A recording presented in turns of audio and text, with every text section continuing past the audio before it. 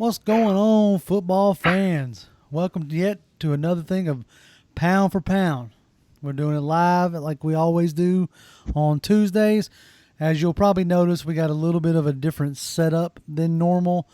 My main man Toby not feeling too good today, so we're streaming live from our respective houses. So we appreciate y'all sticking with us. Appreciate y'all joining us. Toby, we got to win, brother. We pulled it off. That was a long time coming, and I'm just gonna be honest. I was shocked. I was definitely shocked. Yeah. Shocked is the word of the day, for sure. Like, I knew. We talked about it last week. I knew that we were gonna lose. The Saints were one of the hottest teams rolling. They didn't lose a game with Drew Brees on the bench. It's like nothing on paper said we were going to win this game. So I knew it wasn't going to happen. So yeah, they made some changes, and I know we're going to get into talking about those changes in a minute. And I think that played a huge difference in this game. But however the case, for the first time in a long time, I actually jumped up at the TV. The way that I saw this defense playing, the way that we knew that they were capable. And I want to talk to you about that too, because you mentioned some things in a couple of videos prior to this one about some things that you saw that you believe Dan Quinn was doing, and it looks like he came to his senses. He may have heard you and made some changes to that. Yeah, let's start with that. Like, up to this point, up to this game, you had Dan Quinn was really like he was trying to let his players win. At least that's what it felt like. He was lining up and just trying to let his guys beat the other guys, which is fine, I guess. Well, no, it's not fine because it didn't work out. It looked horrible. We looked lost and confused. Well, they finally have started to, what I feel like they have started to scheme for their opponent, in a sense, trying to take away the things that their opponent likes to do. And in this game, it was limit and bottle up Alvin Kamara. And, Michael Thomas was going to get his, in a sense. But the fact that you kept their dink and dunk offense from catching any rhythm or, getting anything going was, I think, a key to this game plan, right? And let's go ahead and talk about the coaching changes that we all joked about. Actually seemed like, at least for a game, has paid some dividends. You're letting Jeff Ulbrich, call plays. At least has come to find out that he's calling the first and second down defense. Right. Right. And you're letting Raheem Morris, you've moved him back. How does that look now? Raheem Morris going back to the defensive side of the ball. That looks like a brilliant move, and then it brings up the question of why wasn't it done sooner, Right. It was one of those things where I was happy for Dan Quinn in this sense. He found some answers, at least for this game. Right. He spent so much time trying to find answers to stop the bleeding, or at least slow the bleeding down, so to speak. And right now, it looks like, at least for this game in Week 10, he's figured out some things by making those changes that he made. Yeah. And Kirk Simons over here says Quinn still needs to go. And he may. I am by no means am I saying one game changes my opinion, okay, one way or the other. I really feel like it depends on how the rest of this season goes, whether he ends up staying or not. But, hey, I'm glad we beat the Saints, obviously. Somebody hit me up on Twitter and said, at least now I can go on my cruise in peace. And that's possible, at least, maybe I could have an easier time dealing with my in-laws. But But with that being said, I'm not ready to remove Quinn from the proverbial guillotine just yet. Uh, he did make the adjustment of putting Jeff Ulbrich and Raheem Morris in a position to call plays. He took himself. Now it sounds like he took himself completely out of the equation of calling plays. So it'll be interesting to see how that goes forward. And it also looks like maybe he told Dirk Cutter to, try to feature the run game a little bit more, because at least it seemed like they were sticking with it this week. Well, you see what they did. They went and schematically changed some things up in the run game, and I think it caught New Orleans off guard when they did that. Yeah. You saw more pulling guard movement this time than you've seen at the beginning of the season, and I think that really just threw that New Orleans team off from an offensive standpoint with what the defense did to them. Because you don't know the tendencies of Jeff Albrecht yet, and you didn't know that Raheem Morris, as familiar as you are with him because he's been in your division, you didn't know what kind of coverages he was going to call behind those defensive fronts. And it had Sean Payton and Drew Brees off and looking confused all day long. Right. I agree completely on the fact that it threw everybody off. And there were some other things that I noticed. I don't know how much of it is, Jeff Ulbrich or Raheem Morris or whoever, but I noticed a decent, a bit more like NASCAR package where you had Tack, Claiborne, Jarrett, and Vic all up on the line. I know. But remember, go ahead. I was going to say that. I think that's that formation is when I believe Claiborne got his sack out of that formation. Yeah. Mm-hmm. And Big Beaver got his too because when him and Tack were next to each other. Exactly. But that was some of the stuff we saw in camp. Yeah. Remember when we went to the dome and we saw them doing some stuff like that, and I wonder why they didn't do that up until this point. Yeah, why they hadn't been showing that. I wonder how much of it. I really like. We probably never will actually know, but I wonder how much of this was beforehand. Was I'm gonna mess the guy's name up again. The guy from Kansas City, Bob Stoops. Yeah, Bob Sutton. I wonder how much of the early season was his influence, and maybe that's part of what has changed as well. That is just me speculating. I have no clue there. Nobody has come out and said anything, so I have no clue. Everybody's commenting on your the way you sound. Y'all have to forgive Toby. He's doing this from his house. Yeah. I'm sick, man. I'm trying to. Yeah. Hey, I'm fighting through like the Falcons, man. Right. we came close to putting Toby on a short-term IR. But he said he could go, so we're giving him a shot and hoping that that we can pull through. So if y'all just bear with us, if y'all have a tough time hearing him, just put it in chat and I'll try to clarify. Let's see. Let's go ahead and answer or take some of these comments. Mr. Sprizite says, yes, we need Freeman. SB is in his hometown this year. Oh, the Super Bowl.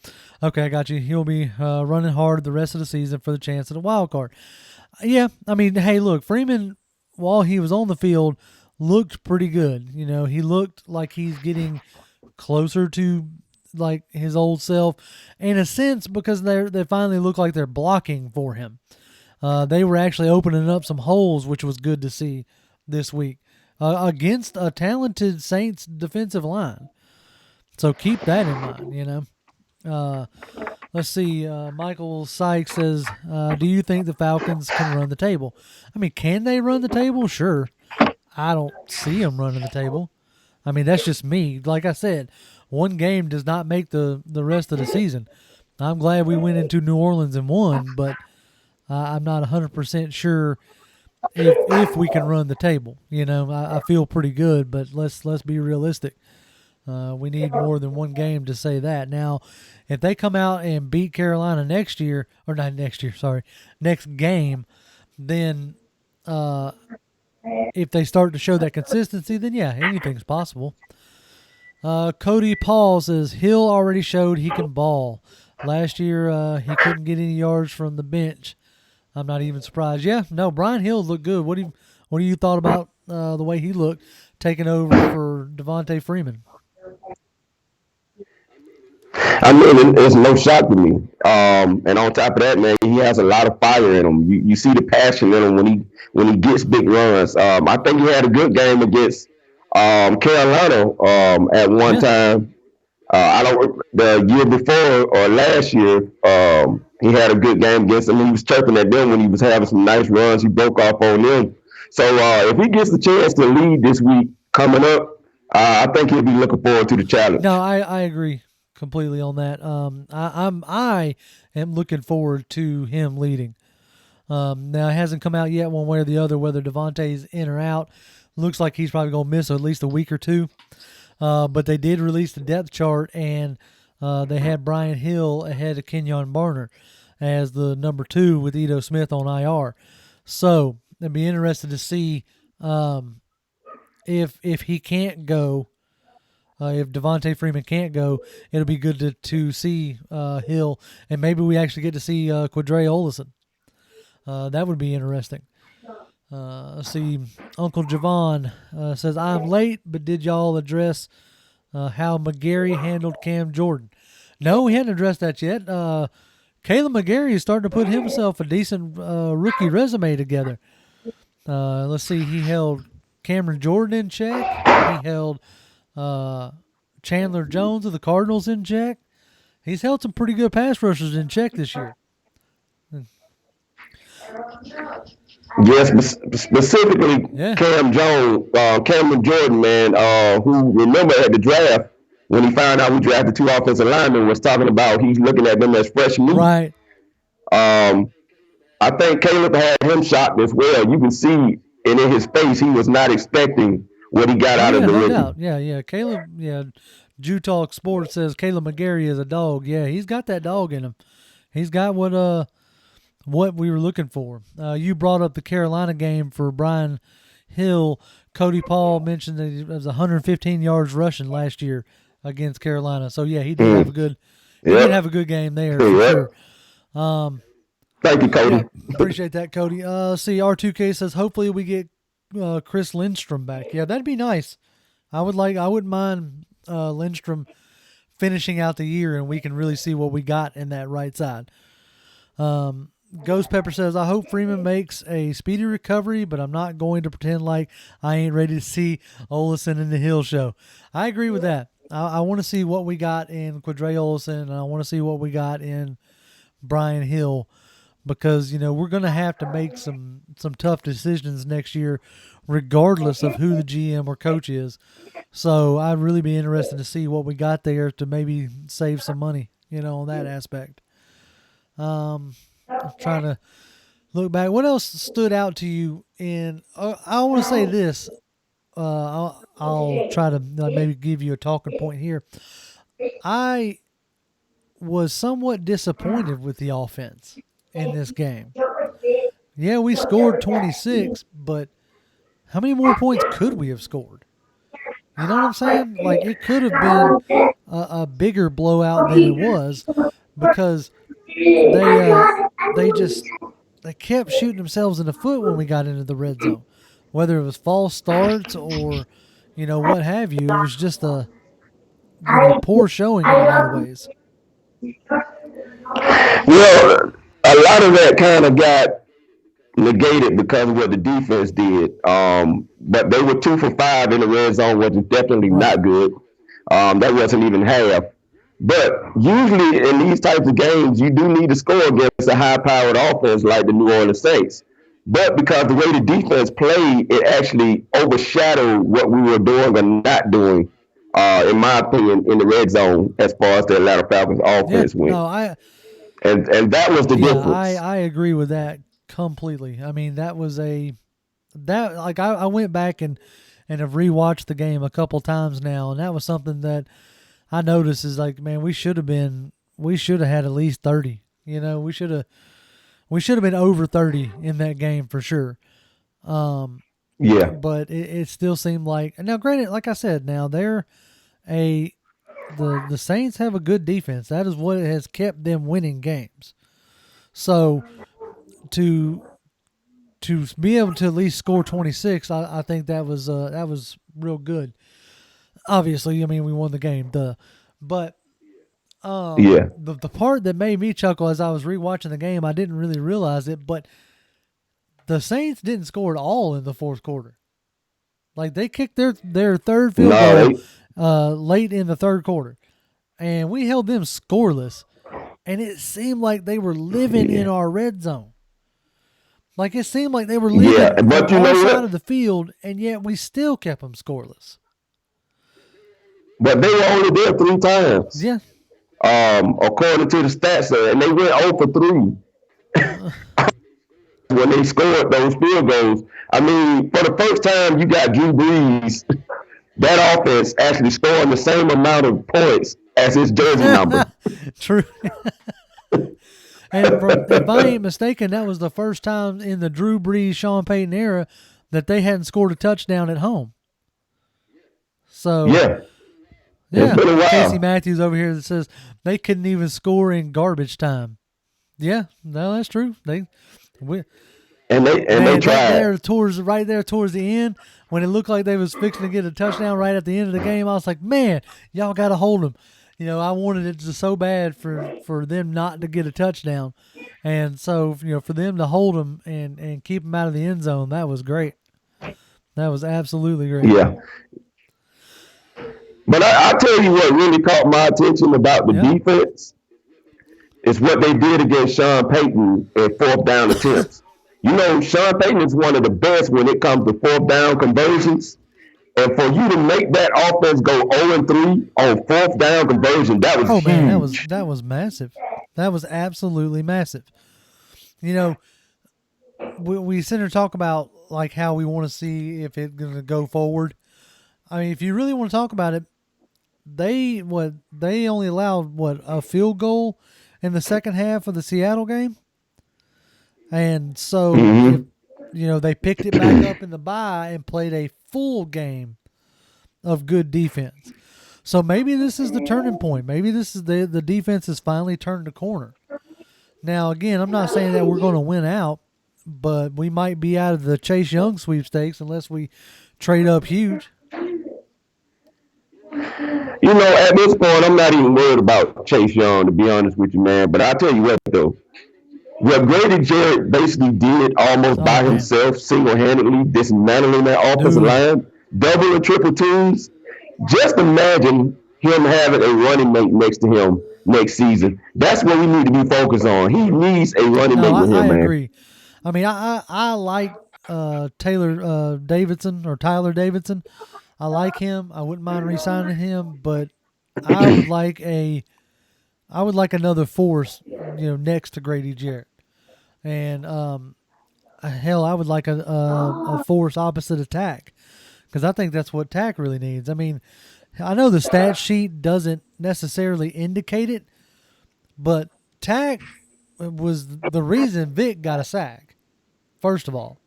Right, And right, Tack McKinley was also the reason why, one of the reasons why Alvin Kamara didn't have a huge play on that one little dump route because his bull rush got them holding him, and that negated right. that play.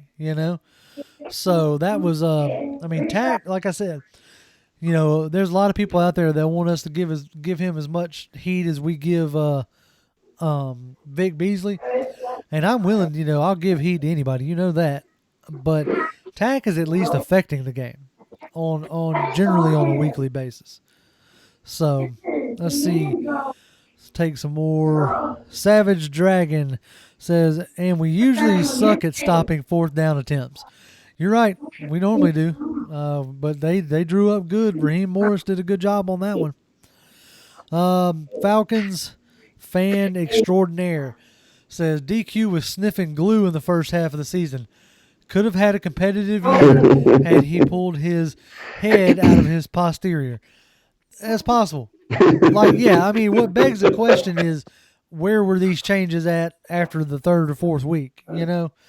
After you were consistently like after the Texans game, You know, when you gave up 50 to, no, not even the Texans. You know what? Because Deshaun Watson's somewhat a respectable quarterback.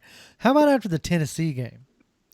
There were reports that they were going to bench Mariota, but, depending on how he played against Atlanta. Like, after you made him look like the Heisman from his college days, where was the switching up? Why didn't we switch up then? If it was just moving a coach. Did you need a whole bye week to move the coach? Is that what it was? Did you need to give Raheem Morris, extra time? And maybe that's the case. Maybe that's what he was feeling. But because there were reports that in the Arizona game is when he started delegating play calling duties. Right. So. Yeah, Casey Matthews says, I think Dan Quinn just bit off more than he could chew with trying to be the HC and DC. I agree. Not every head coach can also be a coordinator. I mean, a head coach is the CEO of the team, right? So not every head coach can call their own plays. So, and they said he admitted that to the group, man. He told everybody that he felt like he was doing too much, and he had to go ahead and make that move. Now remember when he was asked the question about when they were doing bad, is it possible you want to make a DC change? He said, "Believe me, if I felt like that would work and help us win, I would do it." So I guess he came to a senses in that regard. He must have spent a long time looking in a mirror, because that was that was definitely obviously what needed to happen. It seems like, I mean, because all right, I'm trying to gather my thoughts here in a sense. The whole time we've been saying that the team is playing hard. They just seemed ill prepared.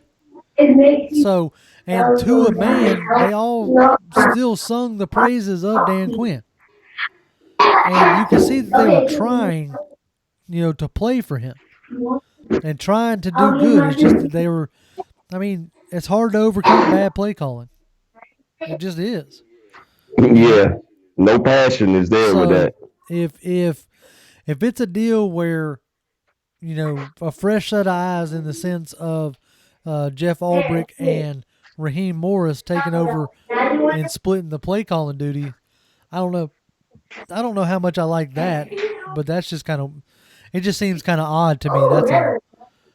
How but yeah, it seems odd to me how you're going to split up the play calling duties like that. But heck, if it works, I'm willing to keep it rolling for a while anyway. See, Casey Matthews says Tack was putting in effort. I could tell he was trying to play hard. Oh yeah, he was playing hard for sure. Jutalk Sports says Tack was very disruptive on Sunday. That is true. He was very disruptive. And so Keenan Lewis says no man ever wants to quit on the job, but as a man just to respect the coach. Yeah, no, I mean these guys are professionals. They have alpha mentalities. They didn't get to the NFL for no reason, and so yeah, all of them want to win. All of them are playing hard. All of them are playing the hard side. So, but that part I never questioned. I never questioned whether they, whether they had quit on Dan Quinn. I thought maybe the message was getting old. I thought that from the beginning, but it seems like that may not have been the case. It just seemed like Dan Quinn may have been in over his head. And let me ask you this, and let me frame it to you in this aspect. Have you ever made a mistake on your job? I mean, I have. Oh yeah. The first 2-3 years of working where I work now, I probably should have been fired for making mistakes, but they stuck with me. And now, almost 17 years later, I'm still on the job. You know what I'm saying? And they got a very dependable person. Right. But with Dan Quinn, if he's willing to learn from his mistake, and if he's willing to make the adjustments needed, and take his pride, so to speak, out of it, I'm willing to let him stay as long as this team is showing a consistent fight throughout the rest of this season. What is your opinion on that? No, I agree with it. I mean, I said this from the get go. I said it's not that they don't love Dan Quinn, like what Arthur Blank was stating before the bye. It's that they weren't moved by Dan Quinn. The passion wasn't there. They wanted to play well for Dan Quinn, but I think that from watching that game, they were not inspired by the coaching decisions that he made going into the season. Marco Emanuel, despite what you may think about him, he was respected amongst those Right. players. Right. Okay, so when Dan Quinn made this move to move Raheem Morris, and excuse me, y'all, because you know I've been sick and everything, and my nose sounds stuffy. When Dan Quinn made the move to move Raheem Morris back to the secondary into the defense and move Jeff Albrecht to calling the plays, you could tell instantaneously from the jump in that game that they were playing some inspired football for Jeff Albrecht and Raheem Morris. So yeah, that was plain to see, that they were playing some inspired football, and that's what I'm talking about. Is if they pull that off for the rest of the season, then I'm willing to keep Dan Quinn around, like full on. If he's willing to say, okay, hey, made my mistake, clean it up. I've always been for keeping the consistent vision, and if nothing else, I know for a fact that Dan Quinn has that vision. He at least has a clear vision of what he wants his team to be. There towards the end, that's what I felt like Mike Smith lost, was what he wanted this team to be. And that was clear in like the players they were signing and how they were lining them up. You had a full line of defensive tackles instead of having defensive ends. It was just strange, So as long as he's willing to admit his mistake, I'm fine and willing to let him try to fix it.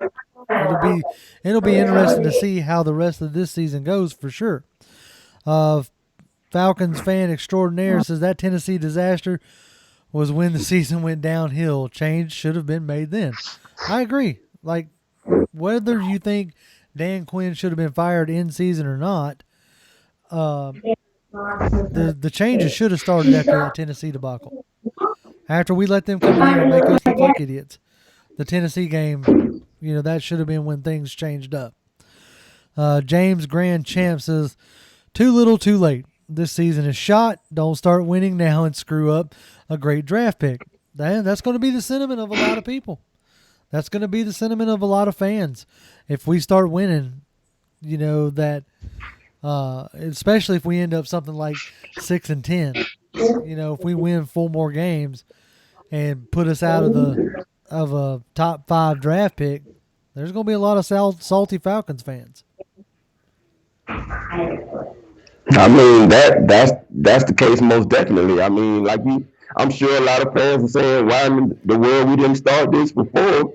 Like you said, with the way we played Sunday, and I jumped up at the screen, I almost hit the TV. Where's your TV now? Because I try not to, but I was excited, but I was pissed at the same time because I'm like, where was this? This is what we expected the whole time. Yeah. Exactly. That defensive performance was the defensive performance that we were expecting, like this whole season. What's up, Mad Mike? How are you, sir? But that for sure was what we were looking for, especially when me and you went to camp. When we went to that open practice at the Benz, watching them do them twists and stunts and stuff like that. It was just, we were excited going into this season. And then for us to come out and play as flat as we have and play as flat as we did for the first half of this season, man, it was it's been real disheartening, 2 Block says, as long as we are 2-0 against the Saints this season, I am happy. I'll take it. If we only get one more win, let it be on Thanksgiving. Let it be while I'm in the middle of the Caribbean Let me catch a little bit of internet so I can look at the score, and let me see that we won that game. I'll be happy as all get out. Uh, let's see. Uh, let's see. Me happy but mad. It didn't happen during the Houston game. Yeah, no, I agree. Man, this season, especially if we start winning now, this will end up being the season of what could have been. And that's gonna stink if that's what ends up happening. Jutog Sports says DQ will be here next year. I'm not 100%. I'm gonna say that yet. I don't know. I mean, yeah, he beat the Saints in New Orleans, and that's gonna buy him a lot of, decent amount of goodwill. But if you follow it up by, more embarrassing losses, then no, you're not gonna be here. So I mean, I hope the team can build on it, but it'll be interesting to see what they do. Let's see. Fred Butt says, "Is there any way we can make the playoffs?" Yeah, go 9-7, have the Saints collapse, have Carolina continue to collapse, Minnesota collapse, and you need Minnesota to collapse because right now they're on the road. We can still end up winning this division. You need a lot of help. You didn't give yourself any wiggle room now, like whatsoever. Like you have, but basically where you're at right now is you have no control over your destiny, and that's the part that'll make you crazy. Is that regardless of what you do, you need a lot of help to get there. You've got to have the Saints just absolutely collapse because they built too much of a lead for you to be able to overcome. So let's see. Marty Young says you got to believe 9-7 wild card spot 2019 season will be the miracle on Peachtree. Look, both times the Giants won, they went into the Super Bowl 9-7, right? If I'm not mistaken, I know at least one of the times. I know the one year. I think the year that they beat the undefeated Patriots, they went into that playoff 9-7. So yes, if we can win out, then obviously I would feel good about our chances. Like what do they say? All you got to do is get in the playoffs, right? Yeah, you just got to get in. But unfortunately, because of the start of the season, because of the first half, you're going to need a bunch of help now. James Grand Champ says, regardless, TD needs to go. We need a fresh set of eyes of talent. Riddick for GM. You know what? I'm with that. And, maybe not necessarily Riddick for GM. I mean, granted, I'll take Riddick for GM. But even if Dan Quinn stays, I think it's about time for Thomas Dimitroff to apply his craft somewhere else. What do you... Yeah, I mean, I'm under the same thinking. I do believe if Dan Quinn is somehow able to win his job back, and be able to salvage his job, I do believe that there will be some reworkings of that front office, Thomas Dimitroff included. I don't think both will survive this season because Arthur Blank knows there has to be some change despite or regardless of what happens down the stretch. No. Because, I mean, you can't look, okay, you obviously can't predict injury whatsoever, but to say that you're going to fix this offensive line and to the two guys that you signed in Carpenter and Brown, I mean, they've been penalty machines. Ooh, boy, you took the words right out of my mouth. I mean, they have been just absolute penalty machines, and their play hasn't been necessarily up to par. Like you could have handled the Julio Jones contract situation better. You could have got it done sooner to where you had more cap space and stuff during during the free agency period. And then also you could have, especially with that report coming out with the whole Vic Beasley thing about possibly the reason why they kept him was because they wanted to sign Grady Jarrett. Who knows if that's actually true? But if that is true, then I'm looking squarely at TD on that one. Not saying that they should have cut Vic Beasley, but if the only reason why you were keeping Vic Beasley was so that you could sign Grady Jarrett, that's bad decision in my opinion. Now if you're keeping Vic Beasley because you thought he was going to do something, then that's a whole different conversation to have there. Let's see. Mad Mike, appreciate that. Yeah, he says, people who are new to the channel, hit the subscribe button. Appreciate you saying that. We Hey, man, Mike. anybody who's new here, we do this on every Tuesday. And we'll, last week we did it on a Monday because of scheduling conflict, but we try to do this around 7:30 on Tuesdays. So we're more than happy and glad for y'all to join us. We actually look forward to it. I finally figured out how to do this whole streaming a Skype call just because I was not looking forward to doing this without my partner. But we were able to figure it out, and we're both on here, and we appreciate y'all dropping in and hanging with us. Anthony Wright says, now this is what I expected from our defense starting in week 1. Yeah, I agree, Anthony. This is what we were hoping for. This is what we were expecting.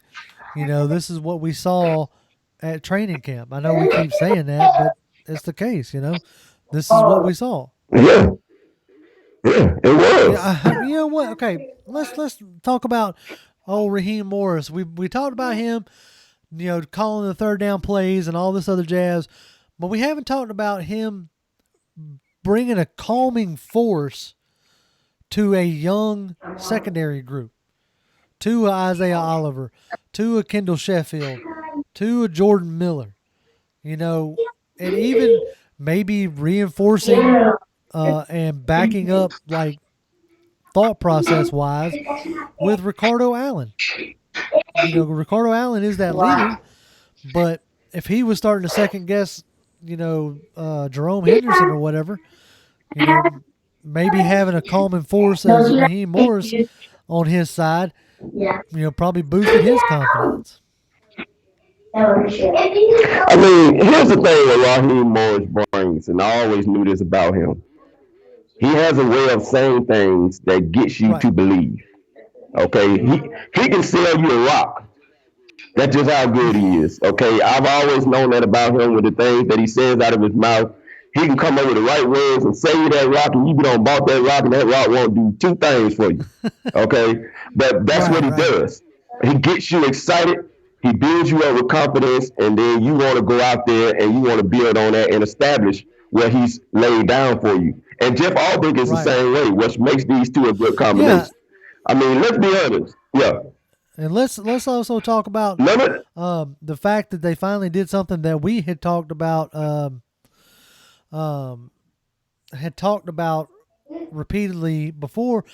They moved Ricardo Allen down in the strong safety and put KZ out in the free safety, and that seemed to pay dividends in the secondary, because KZ, even though he was a corner in college, he when they transitioned into free safety, he looked very comfortable as a free safety, and he looks better as in the free safety spot, and having Ricardo Allen closer to the line to where he can diagnose plays quicker is helping out a lot. Yeah, I agree with that, man. The thing about KZ is he has instincts, and you need that being free safety. I mean, he had a nice hit on Smith, man, but Smith held on to that ball even though his helmet flew off. It was a legal hit, and it was a textbook tackle. It was very clean. It was a very clean tackle, very textbook. And funnily or oddly enough, I guess you say, KZ is really turning into that tone setter that Keanu Neal was. So that's interesting to see him take on that kind of role. So let's see. Let's see. Anthony Carey says, provided we pick in the top 10 in this coming draft, what position player do you think we should target? I mean, I'm going to say defensive end right now, because you got to figure that, Vic Beasley's gone after this season. So you're going to need somebody to replace him, unless you think Kaminsky can provide a bigger role, I still think that we need to get a running mate for Takk McKinley, whether it be free agency or Yeah, draft. If we're high enough to get this Chase Young guy, obviously that's who I would want. But I think that we, I think that trying to get a defensive end would be my bet, whether it be free agency or in the draft. yeah, I agree with that. I agree with that wholeheartedly, man. We need, um, if Vic Beasley is not here and we can't get him to come back on a cheaper Right. deal because he's going to want to get paid in the free agent market, depending on what his market is. Cause I'm gonna be honest with you, I wouldn't be objective to having Vic Beasley back. Now, maybe not at the price tag where he would like to be or where he's at currently right now with the $12.8 million, but I still believe he can contribute to this team. He showed Sunday when you scheme him that he can get you Yeah. some sacks. But when you're trying to, like when Dan came up with the philosophy, players, not plays, I knew right then Dan Quinn was heading down the road to disaster. You're going to have to throw some type of schemes in there to get your players in the right position to look good and make plays, especially when you have what I consider an all-star coaching Right. cast. Yeah. No, for sure. Like there should be like the scheme should definitely be more evident than it has been, and hopefully going forward, it will continue to be as evident as it was in this Saints game. That's the part that I was excited about, is that it looked like the defense actually had an idea of what it was doing and what it was trying to do. Yeah, It didn't look lost. The fact that they sent Devondre Campbell in and he got a sack, and he was doing his thing of guarding tight ends. Like I said, he didn't look as lost as he has throughout this season. Let's see. Anthony Wright says, with our 2 second-round picks, what position? I'm not sure on that. Like, I wouldn't mind, like, maybe somebody who could potentially take over for Alex Mack. Maybe play a guard position and then move over to center with one of those second-round picks. And also some more linebackers. Ooh, speaking of linebackers, did you finally see that Foye Lukanu got to play some more snaps? I wonder how much. I yeah, wonder how man. much that was Ulbrich right there. Yeah, and he did a pretty Yeah, good job too. yeah. That would I was glad to see that. To see that we started putting more three linebackers out there to help cover up that middle that has been just plaguing us. So that was good. Yeah. Good to see there. Let's see. Anthony Carey says, I agree. I want us to win out, but if if not, I hope we get a high enough draft pick to get Young or the dude out of Iowa. I have to figure out what that dude out of Iowa is. Like I said before, I don't pay much attention to college until the NFL season is over. Let's see. 2 says, now that we've seen what our defense can do, when will we start playing offense to our potential? I don't see why we're not scoring 35 plus every game with Jones, Ridley, and Hooper. I agree. I mean, that's been my thing from word go. Like, I wouldn't mind seeing Cutter gone after this year. That's just my opinion. I mean, he's done nothing this year that has impressed me. So unless he turns it on and finds the mental fountain of youth, we could just send Cutter on, in my opinion. See, here's the problem with that. So let's say Dan Quinn manages to save All his right. job, right? Now you're going to switch out another coordinator again after you had Dirk Cutter for a year. I just think that if Dan Quinn stays here, I just don't see him cutting Dirk Cutter if he manages to keep his job here. At least not No, next I, year. I agree. I mean, if Dan Quinn does say stay, I don't see him getting rid of Cutter. I just don't. Whether it was his pick or if it was Dimitrov's pick, I don't see Cutter going anywhere. And you know what? Maybe the things that we saw in this game, maybe Cutter is starting to shift his philosophy a little bit. You saw a little bit of creativity with right out the gate with the letting Calvin Ridley basically take a jet sweep. You're not going to see that a ton, but it was nice to see a little bit of creativity from Dirk Cutter.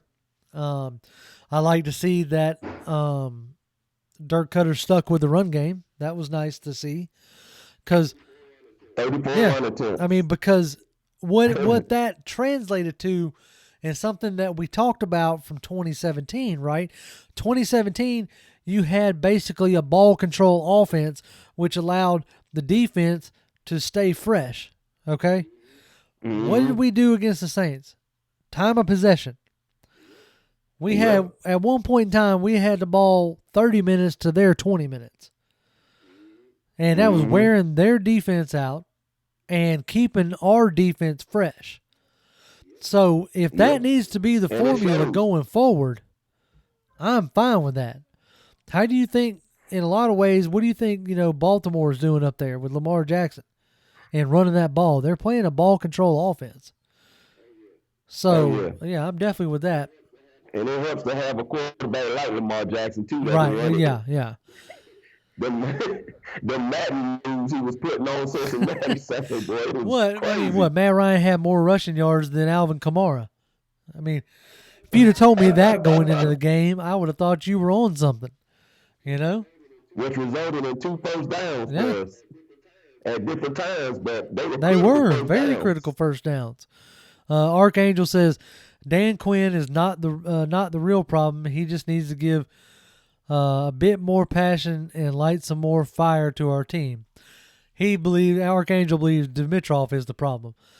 I'm not 100% sure who I want to place full on blame on. It's a collective effort, but I am definitely ready to see Dimitrov, like I said earlier, apply his craft somewhere else. To your point about Dirk Cutter, Keenan Lewis says Matt has had more OC than head coaches. Yeah, I mean, that was one of the problems with Alex Smith, is that he had so many, offensive coordinators that, it was hard to, really gauge his talent. Let's see. Anthony Wright says, if Dan Quinn stays, how about Gary Kubiak as the OC and Rex Ryan as the DC? I don't think you're going to pull Kubiak out of Minnesota. I think Kubiak's got the control that he wants, which is basically mentoring that OC up there. And he has as much control as he wants. And I just don't see, unless he wants to be a head coach, I don't see Gary Kubiak coming out of Minnesota. And that's just my opinion there. As far as Rex Ryan as a DC, as long as you have Dan Quinn as the head coach, I don't think Quinn and Ryan can coexist in that aspect. I think that's just too big a personalities there. Let's see. I'm trying to see if there's any more comments. We are coming up on an hour, so I guess we're going to go ahead and try to start shutting this thing down. We appreciate all y'all that have stopped by today. Thank y'all for, I know this has been 2 weeks of our not normal in a row.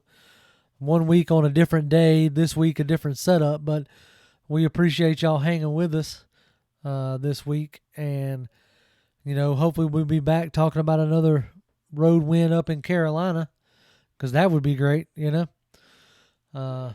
Well, I will throw this nugget out there, and I mentioned this before. Dan Quinn is 6-2 against Carolina since he's been the head coach here. They've only beat us twice. So, yeah, I mean, like I said, like we talked about earlier, we're getting into our division, and Dan Quinn has done a pretty good job against our division. So, Keenan Lewis says, what do we need to do to win? I think we're going to have to do about the same game plan as we had. Carolina's got a real good defense, but we're going to need to establish the run and stick with it, and we're going to have to keep Matt Ryan upright.